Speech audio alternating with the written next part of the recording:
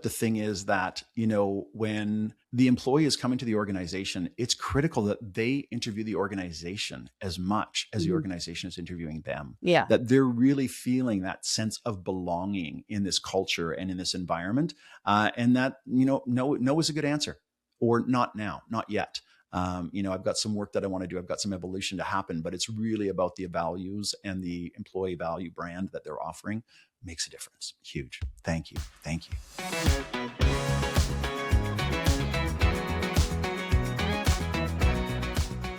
This is Blu Thread Conversations with Leandra Harris and Stacy Parker of Blue Ivy Group. Today we're joined by Bill Williams, leadership expert, author of the book Electric Life, and keynote speaker. Through his work, Bill helps organizations translate leadership behavior into stronger execution, engagement, and momentum, connecting people to purpose in ways that drive real performance. In this episode, we explore the leadership characteristics and behaviors that truly drive growth, from how leadership teams operate to why the middle of organizations so often break, and how leadership behavior ultimately shapes culture, performance, and the bottom line.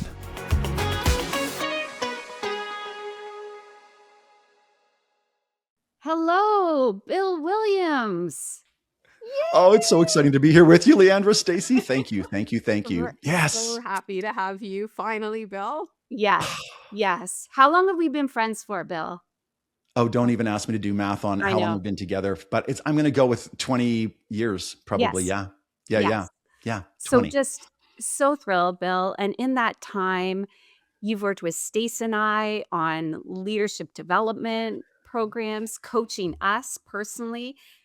And you've even written a book and spoken at several amazing conferences. So we're just so thrilled to have a conversation with you, Bill, today. We're going to talk all about leadership and the impact they can be making. We have conversations daily, Stacy and I, about leadership. We have ongoing conversations with our clients. So it's just so awesome to have you join our podcast, just so we can focus solely on leadership and the impact that they can be making and how the role has evolved, and where organizations are getting it wrong, right? So I think there's so much opportunity for leaders to be better and for leadership teams to work more effectively to make the impact that they can make. So welcome. And because, Bill, it's such a treat to have you. I wrote notes because I want to make sure that we get as many questions that we have. I want to make sure that we have the opportunity to ask you as many questions as we can, because it's such a treat to have you. So welcome. So the first question, Bill, you wrote a book, Electric Life, in 2022. You're a coach, you're a speaker. Based on your experience, the people you've met, the research that you have done today, what leadership characteristics do you feel those individual characteristics are key for leaders to make the impact, that long sustainable impact on performance? What are those characteristics? Leandra, for me, without question right now, because we have so many examples of poor leadership and a few examples of really great leadership. But I think the number one thing for me that all leaders really need to double down on is authenticity. Please don't try to be somebody else. Just be who you are and accept who you are. Lead from that way.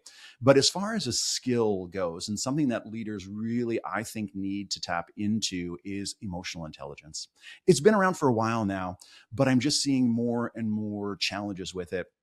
So for me, emotional intelligence really comes down to the 4 S's: self-awareness, self-regulation. So know how you're feeling, and then how do you regulate yourself with that?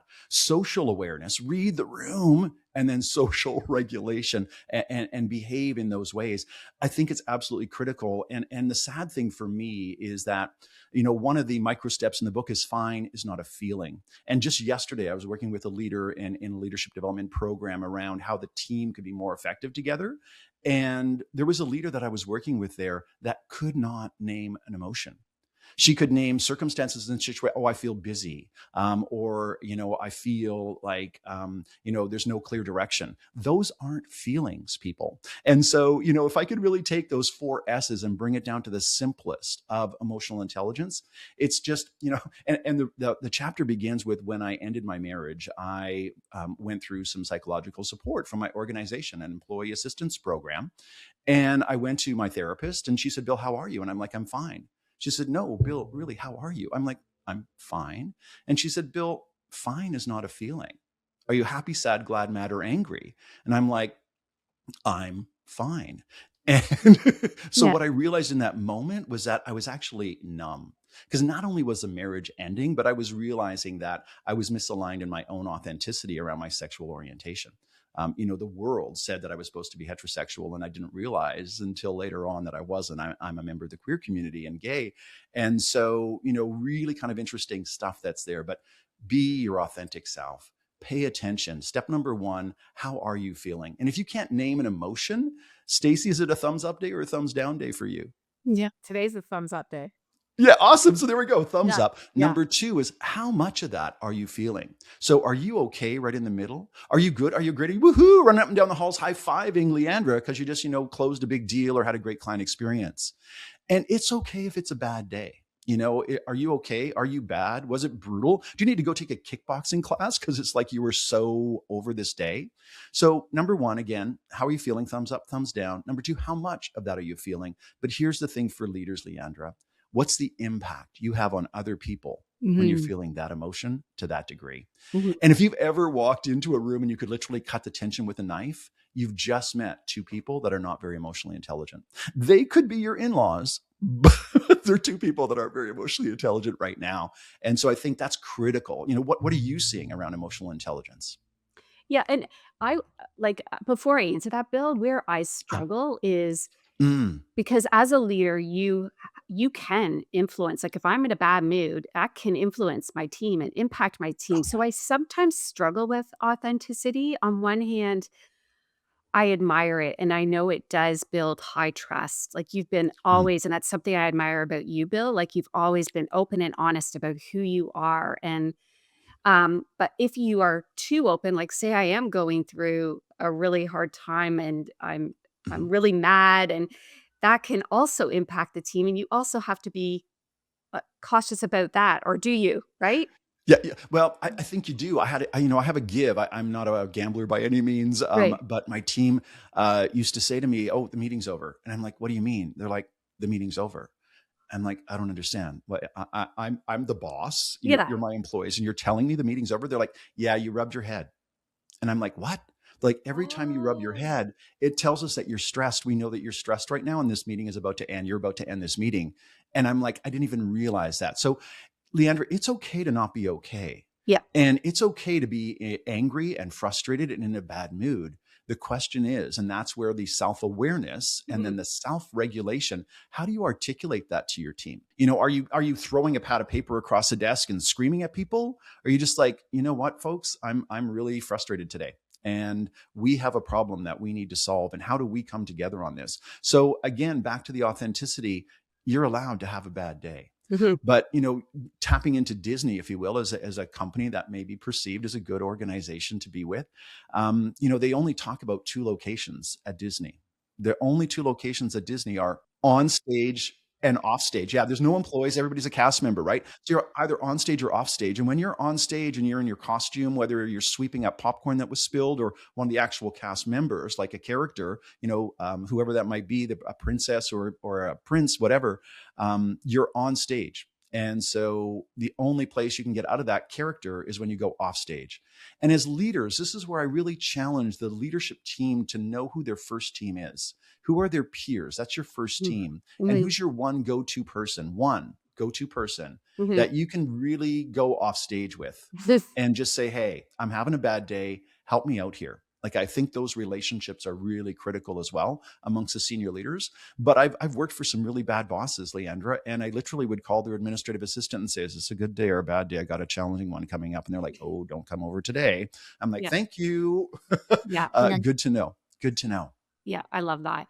Um, and emotional intelligence, we agree. Bill. Like we see that as so key. And I think it's really cool that you're even seeing that in the education system, how schools now are placing more weight on emotional intelligence. And it's not just, is your kid excelling in math, science, English? Are they a decent human being who has resilience, leadership, collaboration, which I think is really cool? And are they self aware? So it's really Mhm. nice to see that because I think it's so important as a leader and for every human, right, to have that high EQ and emotional intelligence. Love it. And I Um, love oh, how yeah. you talk about, like, managing your job is to manage the energy Mhm. Mhm. in the room, and I've, Yes. like, personally can reflect on the times where I wasn't fine. Yeah, Mm. absolutely. And the way that the whole meeting went, the Yeah. way that I managed energy, and then what happened for the rest of the week wasn't ideal. And I can think of it from a sales lens too. Like if I am exercised and feeling really great, the sales calls that I'm having are really fantastic. It like that management of energy that you talk to is so important for getting everybody on the ship. Well, and so revenue generation, absolutely. That top line Yeah. of the organization, without question. You show me a salesperson that's just heard 3 no's in a row, and I Yeah. can prove a salesperson that's going to get a fourth no. Yeah. You show Yeah. me a salesperson who's just had 3 yeses in a row, and it's like, good luck to the next customer they are Yeah. buying, because the energy, the passion is so there for the product that they believe in and the good that that product does for Yeah. that client, whoever it may be, and whatever that product might be. Yeah. Yeah. And so like when you started the call with the fact that so many are struggling now Mm. with that Yeah. emotional intelligence, why do you think that is, Bill? Because I mean, I feel like I've gone through the most challenging few years. It's Mm. easier for me to bounce back faster now Mm. than it was Okay. a couple years ago. But when I think of like so many managers or Mm. salespeople, the knows, the Yeah. collective energy of the world, Mhm. Mhm. I think has had a weight on that emotional intelligence, like just the muscle. I think the business world has stifled our emotions because we were Mhm. told, no, no, no, don't tell me how you feel. Tell me what you believe. Mm. And, so these were things we were literally, don't be emotional at work. This is not a place to be emotional, especially when we really leverage, the emotions of 50% of the workforce. And so I'm talking about genders now. And, like I think that women are much more attuned with their emotions than men are. Men just stifle it. And so when you ask them how they're feeling, they can't even articulate that. So the challenge I give to my coaching clients is just simply Google emotions wheel simple. And by adding the word simple, it just makes it a very basic emotions wheel. But when you see it, you'll find the core 4, 5, or 6 in the center: happy, sad, glad, mad, or angry.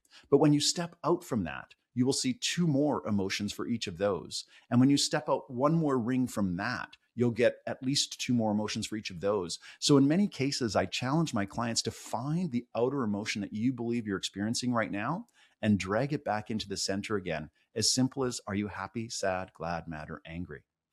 And just know what that is, know how that feels. And then again, regulate yourself in that environment. It's okay to admit it. It's not okay to raise your voice, scream, shout, or throw things. Um, unless it's the exciting side. It's like, woohoo, like absolutely, hoorah, like we're going big. But even then, what's the impact you're having on the team? Mhm. Yeah. That's great. Um, and Bill, like those are kind of key characteristics for individual leaders. What Mhm. are key characteristics for effective teams, leadership teams, Mm. in addition Well, to embodying obviously those yeah. characteristics? Yeah. So Leandra, I'm going to go to a model. I'm going to go to Yeah. Patrick Lencioni, and that's the one for me that really works. The 5 behaviors of a cohesive team, based on his book, The 5 Dysfunctions of a Team. And when people look at the model, I think they assume that they know what he means just by seeing the titles, but they're sadly very misinformed. So the foundation of the pyramid or the triangle is trust. But this is not predictive trust, like, oh, I know what's going to happen on Friday. No, no, no. It's not that kind of trust. This is the Brene Brown trust. This Mhm. is, do you have the courage to be vulnerable? So back to that authenticity we talked about earlier, and what I love about what Brene shares with us is that it takes courage to be vulnerable. Yeah. And when you are courageous, you are being vulnerable.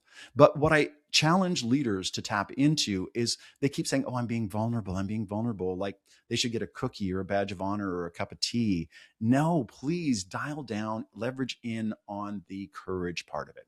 So that's the foundation. You need to have that trust that I can be my authentic self and that you will hold me accountable, if you will. You might challenge me, you might ask me questions, but that I can show up and I belong on this team. I don't fit in, I belong. Up from that, he chooses and challenges us to think about conflict. And again, conflict has a bit of a negative connotation here, and people think of it in the wrong way. Conflict is simply because we trust each other so much, I can share my opinion. So really think about conflict as the brainstorming stage and making sure that every idea gets on the table. And let me tell you right now, the first 3 to 5 ideas, those are the easy ones. Dig deeper, work harder, do your work to share the tougher things that are going to come through, the things that are almost laughable. Like I remember when I was a kid watching Star Trek and they would tap on their chest and their badge and then they would communicate to the great starship. You're coming through to me on my earbud here. Like this is like absolutely mind blowing that laughable idea back in the 80s is now something that we're leveraging and utilizing today. So have the conflict, get really dirty, get really messy with that, and let all these great ideas come out. The next step up is commitment. Will you commit to the idea? Now, people think that means consensus. No, please do not waste your time getting to a consensus, but get to the point where I can live with this. I can sleep tonight knowing that that's what we're doing. This won't be our last iteration. We've got better things coming, but this one will be a good placeholder for us for now. This will take us to where we need to be right now. So commitment just means everybody buys in. And let me share with you what commitment does not look like. It doesn't mean you go back to your team and they go, oh, well, why are we doing that? That's a stupid idea. And they say, yeah, I agree with you. I didn't agree with this one either, but it's what we have to. No, that's shoving your team in front of the bus. Like, Yeah. no, understand why you're doing what you're doing right now. Now, the next level up is accountability. And with accountability, again, I think people think it means, you screwed up and you were late and I'm telling you now. No, accountability is checking in with each person that you might be providing inputs to, or you might need outputs from, and just say, hey, listen, I'm writing the company newsletter on Friday. And, are you going to get to me on Wednesday everything that I need in order to write that? So I'm just checking in, and or please respect me enough to let me know you're not going to make my timeline so I can readjust my schedules and my timelines. But it's also sharing with people when you did not meet my expectation. I wasn't clear with you what I was looking for with this. And so again, it's just going back to that foundation of trust. We can talk to each other that way. Right. And then the final step is at the top of the pyramid there. And Stacy, this one's really big for you probably because it's about results. And results are not individual results. Results are the team's result. And that might mean I need to let go of what was my higher agenda right now. So that I can contribute to the team achieving its success versus my own singular success. I don't care if you make your bonus or not. I'm making my bonus, and so I'm going to do what I have to do for me. That's not a team. So I would say that those 5 skills, competencies, characteristics, those are the behaviors I'm looking for. And when I think of competencies, I look at what behavior do I need to demonstrate in order to embody that competency. Right. And I think you've answered our next question, Bill, which is about what leadership behaviors are holding an organization back, right? And I think you've Ooh. given examples, right, where Yep. this strategy, like everything is there, Mhm. but what, the leadership teams aren't, there's no accountability, there's no commitment, there's no Yeah. trust. Anything Mhm. else you would add there that where you've seen leadership teams and everything, like the strategy is brilliant. They've got all the Mhm. ingredients, but Yeah. I think for me, the biggest lacking that I'm seeing in organizations right now, I just had in traveling recently, and the wheels fell off the cart. I mean, yeah. the flights were delayed, and then finally the flight was canceled. It was an international flight, and so different, there were different customs and immigration processes we needed to go through. And what happened was that, some people were protected on a later flight. Other people, no, you're canceled altogether. And so when you're normally going on a flight and you're normally on time, you normally check your bag and it arrives at your destination, everything's great. Yeah. But what about those times when things aren't so great?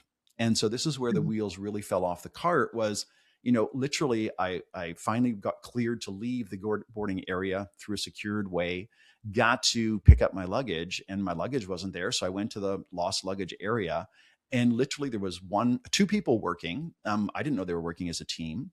And there was one person literally picking bags. Can you imagine that job that day of you're the one person picking the bags off? So it's when the wheels fall off the cart. What are the plans that we have for that? And how do we make sure that we're not blaming others, but Yeah. that we just take responsibility? And I think that, one organization I worked in, after every project, we had a blame storming session.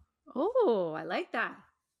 Well, no, it's terrible because we weren't talking about what can we do to improve next time around. It was terrible because it was like, I'm about to get pointed at and everybody's going to blame me for the failure of this project. No, I what I did thought it we was do together? like making like a fun name, Bill, like it was more Oh, open, like what did we learn from it? But it was a real like, let's I don't want to get fired. I'm going to blame somebody else. It was sales, it was implementation, it was operations, it was service. It was like, no need to blame. Let's just work no, together. What did we learn from this? So exactly. that's where for me, the only time there's failure is when you don't learn something from it. Other than that, I refer to it as a miss-take. And what's our next take going to be? What did we learn from this? And how will we improve our performance next time around? Let's take a look. Pareto principle, 20% of our activity has 80% of our outcome, which is great. But what about that inversion? What are the things that happen very rarely? Do we have a plan that we can easily pull out that the team feels will support them in their success as they go forward? So I'm not sure that I answered your question, but I gave us more to You think kn about, maybe. No, you did, and I know Okay. Stace has, some questions on middle management, so I'll pass it on to Oh, her because yes. that is, like, the biggest Yeah. discussions and Got you. recommendations that we, Yeah. have with our work, so Hmm. over to you, Stace. Thank you. Okay. So that middle management is something that like super keen to hear your thoughts Mm, on, Bill. So more and more, there's two things that we confront. On the employer brand side of things, like it has become clear industry wide that HR can't own the employer promise alone, that managers really need the tools to be able to live that promise day to day, or the employer brand isn't going to have the legs and the impact that it needs. right. And other thing is, we have been working with private equity a Mm, lot over the last year. And when we're digging into where do we see the greatest risk hmm. for organizations, very often we see it at that middle management level. Right. High performing organizations, great results. Investors come in and say, guess what? We're going to scale because we believe in you as leadership team so much. But now you see this weight, new skills, new muscles that need to be developed. And kind of there's a lot of weight that's being Yeah. pushed there. So, like, when you use some of your coaching Mhm. guidance, what would you say is the biggest holdup that is so important for middle managers to get right, to make sure that Yeah. their strategy ideas are getting input the way they're. Mm. I love how you sort of worded that question, because for me, middle management is the hardest part of the Yeah. hardest job in the organization. There's no Mm, question in my mind. And the mantra that I've always worked with for myself and others is that our job in middle management is to protect our people from our boss and our boss from our people. mm, We are there for a reason. We are a translator. We are the communicator from the top to the bottom and the bottom to the top. And we need to be really careful because if the way our boss talks to us may or may not be appropriate, but you know what? They're making the big bucks. We're making the big bucks. We got people making little bucks down below, right? And again, I hate that hierarchy of higher and lower. Like, mm. if anything, I'd rather invert the pyramid and Yeah. customers at the top, senior leadership, then first line employees, and then supervisors, managers, and the president should be at the very bottom of that, not at the top of it. But the point is that if our boss speaks to us, they could be really direct. They could be a lot of brevity, and we just need to take that message and get it. I think the other thing that is critical for senior leaders to make sure that middle managers know is context. why are we doing what we're doing? Don't just tell them what to do, or here's what you need to get accomplished, and let them figure out how to do it, but make sure they understand why they're doing what they're doing, because that enables decision making at their level. But at the same point in time, if that middle manager tells their boss exactly what their employees think about this project, this idea, this initiative, it may not be received well at all either. So as a middle manager, your job is to do the translation from your individual contributors to your boss, and from your boss to your individual contributors, and be really, really careful, because in some cases they might hold you accountable for something that happened, and you need to decide. So, I mean, we're all in the HR field, if you will. I always remember one of my employees, and at one point she just forgot to get me in a report that I needed, but I knew where she kept it in her desk, so I wasn't worried about it. I went working a little bit late that evening, and I went to her desk, pulled open the drawer, and there I saw her best friend, Johnny Walker. FYI, if you don't know what Johnny Walker is, it's scotch and alcohol. And in that organization, if you were under the influence of or in possession of alcohol while at work, guess what it was? Grounds for immediate termination. And the bottle was open, and some was gone, and there was a glass there as well. So, I had a sense of what had been going on. But foolishly, this is where I learned the lesson. I told my boss. And I just thought life went on. I was just sharing a story, no big deal. Came time for then the annual performance review, which I don't think most organizations are really doing those anymore. But regardless, I had to get it signed off by my boss. And they said, where's that story about the Johnny Walker? And I'm like, oh, you're not seriously going to make me put that on the performance evaluation that will sit in her file for 7 years. And so I did. I just simply put that employee suffered an error in judgment, and I was confident it would never happen again. But I learned right there that, there are some things that, yes, you need to accept responsibility for.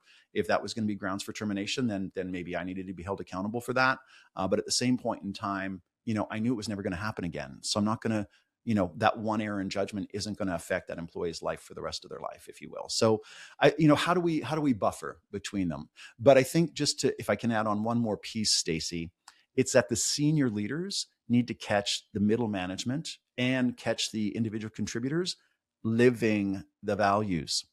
I've been in some very high sales organizations that were phenomenal. The top salesperson nailed it every single year in their numbers.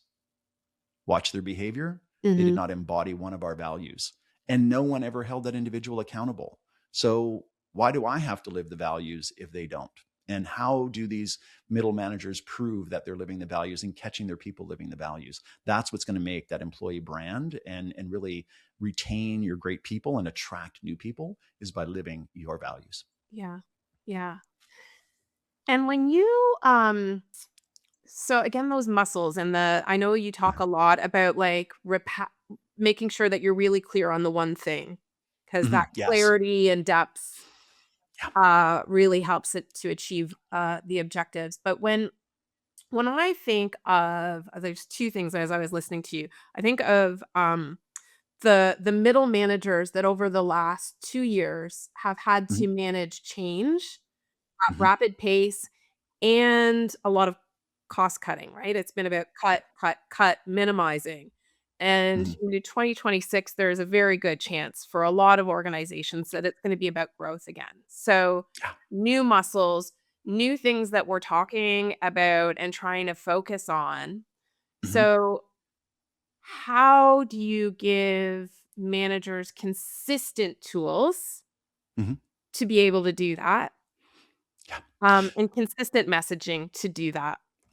I think the biggest thing, Stacy, when you're talking about the budget cuts, I look at change management initiatives in organizations, and they always protect the money for the what. They protect the money for the new location. They protect the money for the new technology. But when it comes to the psychological side of things, that's where they cut the budget, and they don't take time to allow the employees to have some controlled venting around what's going on. So for me, the psychological side and the phases of change, there's the ending. William Bridges' model, there's the ending, there's a neutral zone where productivity drops dramatically. And then there's the beginning. It's the ending of the old way. We've got all this neutral zone. We need to be creative to figure out how we're going to make this work. And then the beginning is the new way, when we're all embodying that new location, that new process, that new technology. But the other thing that goes on during that productivity drip is the denial. that this is ever going to change. The betrayal. So again, leaders, look at your communication, whether you're a middle manager or a senior manager. How are you consistently still, if you will, communicating and banging that drum and keeping that tempo going for everybody? Denial is first. And with that, you're going to feel betrayal. I was the originator. I created that. And now we're moving on to something new. Like, I feel betrayed by this organization during the denial phases. Then we go into resistance and really watch, because there are active resistors that middle managers will avoid. But, they're the easy ones to notice. What about the passive resistors? You don't even know what they're doing below the water level. We then get into some experimentation, and let's be creative. Let's find some new ways. Really tap into your people. They're closer to this initiative. They know better what the customers need. And how do you ask them for their ideas and their contributions? For me, the mantra here is involvement breeds commitment. And the more involved they are in figuring this out, the more committed they're going to be to making it work. But that's that whole experimentation phase. And then finally, we get to commitment. And we're committed to this new way, and we're feeling the success. So stop cutting the budget to have that psychological opportunity for people to learn. Make sure, if they know anything, they know the phases and the transitions of change and what they're going to be going through, because the more they know it, the faster they can move through it. When hey, I'm in denial. Who do I need to talk to that's going to tell me this is going to work? I'm resisting right now. Why am I resisting? How can I move through resistance more quickly? What are some good exploration techniques I can use? And then finally, how can I commit to that in the end? Mm, that's good. That's Like, good. And I think one that I take away also, how important it is, whether it's in a large growth situation, like a private equity investment, and you're scaling, or you're in this moment of great transformation, either from a budget perspective or now growth, that there's tools. We need to have some consistent questions that we're asking our middle managers, yes. making Mhm. sure they're bringing that back, and then deciding as a collective on how we move forward. So Yeah. it really is about consistent listening to all managers. I love it. Yeah. And really focusing on your questioning. Stop asking the why questions and really make sure that you're asking what questions, how questions, and really engaging those people so that it doesn't feel like an interrogation, but that it does feel like a true partnership, and we're working together to solve this problem. Yeah. Yeah. Yeah, I love that. I love that. So are you seeing, Bill, like to what Stacy and both of you, like, are you seeing large global organizations? Because so we work with many of those, and it's Mm. like when you've got middle managers spread across the world, Mhm. Yeah. how do you engage them and ask those questions and give them the tools so that they can be asking their people the right Mhm. questions and giving them time to talk? Like, how do you bring all of those people together to give them the right tools? Like, what have you seen? That is it like frequent calls? Is it like leadership toolkit, communication toolkits? Like, what have you seen that's been really, really effective? Most effective are those communication toolkits, because Okay. you're right. I mean, like, even one global company, the culture is different in every part of the Yes. company and Yes. country as well. Yes. I was remembering I'm working with a client, and we were having a session down in Southern Florida, and we were working with a lot of their people from Latin America. And I was told somebody's going to come in a little bit late. And I'm like, okay, that's fine. That's great. They'll come in around the coffee break and everything will be good. Well, this individual arrived, and a part of the culture was that they had to go around and greet every individual personally with, like, kisses on the cheeks and the whole bit. Well, number one for me, kisses is like, no, we don't kiss at work. And then number two is like, you're disrupting a whole class for 20 minutes, and I've only got so much time. So you need to help other people learn and understand the culture, and not say, no, we're a North American company, so you must have a North American culture. It's not going to work in other parts of the world. So embrace those cultures, understand them, do your work, learn what it means in that country and what that culture is like. And that's just the country culture. Never mind the corporate culture. And, and for me, if there's anything, I want your culture to repel people so badly that no one would ever want to work for you. And I would want your culture to attract people so strongly that they absolutely want to work for you. When I was looking in preparation for our call today, I found out that some of the top organizations in the world are Hilton Hotel and Cisco. Yeah. So I don't care if you work in technology for Hilton, and if you're working at Cisco, you're probably in technology. But one of those companies should attract you. One of those companies should repel you, Mhm. because even though you're doing the same job, it's the culture that makes the difference. Do you want to work for a luxury hotel, or do you want to work for a tech company? Yeah. It's going to be different. Yeah. I love Yeah. that. And so often in the employer brand space, Mhm. Bill, Mm, we're like, there's a lot of discussion about like what are the phrases? How are you going to attract? What is the value proposition that is going to attract the top talent for your mhm. industry? And what behaviors do you want to make sure that you're bringing on so you can Yeah. repel the talent that won't fit? When you think about that and parlay that into leadership, because people trust leaders more than organizations, they stay with leaders or leave leaders, not organizations. What are the behaviors you think are really demonstrate what a company's employer brand is? Like if you look at leaders, you do so much coaching. Can you Yeah. tell? Well, I think the biggest one and the one that frosts me even as a client, it's like, my bank is all of a sudden offering, I don't know who would want it anyways, but a new tablet. It's like, I've been with you for 30 freaking years. And somebody that has no money with you, you're going to give them a gift of a tablet in order to be attracted. So I think that's where corporations get it wrong, Stacy. The best attraction strategy is an amazing retention strategy, Mhm. and be there ready to say, oh, hold on, I want to interview, but I want you to interview your peers because I want you to hear from them what it's like to work with me. Mhm. I want you to come on board to this organization. I think you'll be a great person that will really belong here. And that's the big thing, belonging versus fit. I don't want to have to change my hat and change my wardrobe to fit in with you. I want to be able to show up with my freak flag on or whatever it is and just be who I am and be welcomed by you and that I belong there. And that, again, it's about how do you retain those great people and have them be your ambassadors to attract new people that want to be in that culture. Skills technically aren't going to do it. But when you can live the values of the company, when you can live that employee brand, that's where you're going to find some really great retention and some really great attraction for people to come and scale with you. And do you look for that? Like when you're looking at coaching senior leaders, are you looking on their LinkedIn, for example, and seeing how they show up, what their brand looks like? Well, I mean, more often for me, to be quite transparent, it's like the ones that don't have it are the ones that I'm going to be able to help the most because Yeah. it's like, here's what you need to do. Yeah. So, yeah, so I really challenge them. It's like, okay, what are the core values of the company? How have you seen those demonstrated? My favorite question is, as demonstrated by what? And then what are your personal values? How do those align? How do those really connect with the organization so that I'm not asking you to compromise your personal value day in and day out? Do those core values really, really, really connect?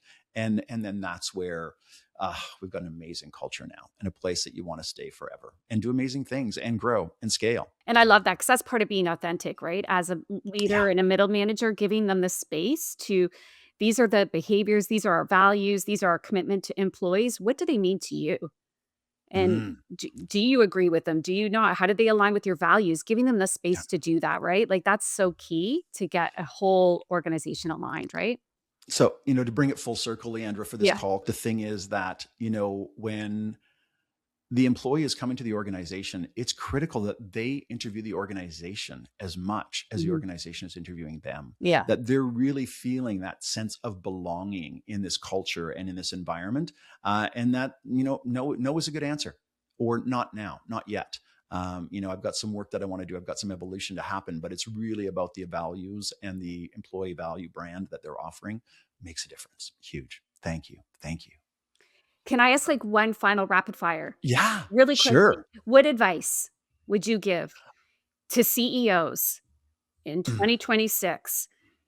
What can they be doing with their leadership team to make sure, what's that one thing that they can be doing? Dr. Robert Cialdini, in his book Influence the Psychology of the rest of that will come through and probably pop up in a little chat box later on in this call. But at any rate, one of the best ways that you can build trust is to admit a failure, admit a downfall, admit a mistake that you have made, and just be honest about that. Don't try to hope nobody noticed. No, like call it right out. It's like, I've got spinach in my teeth. Like, just, they see it, they know it's there. Don't pretend it's not. So, and if you really want to build trust, let them know it's psychologically safe to make a mistake.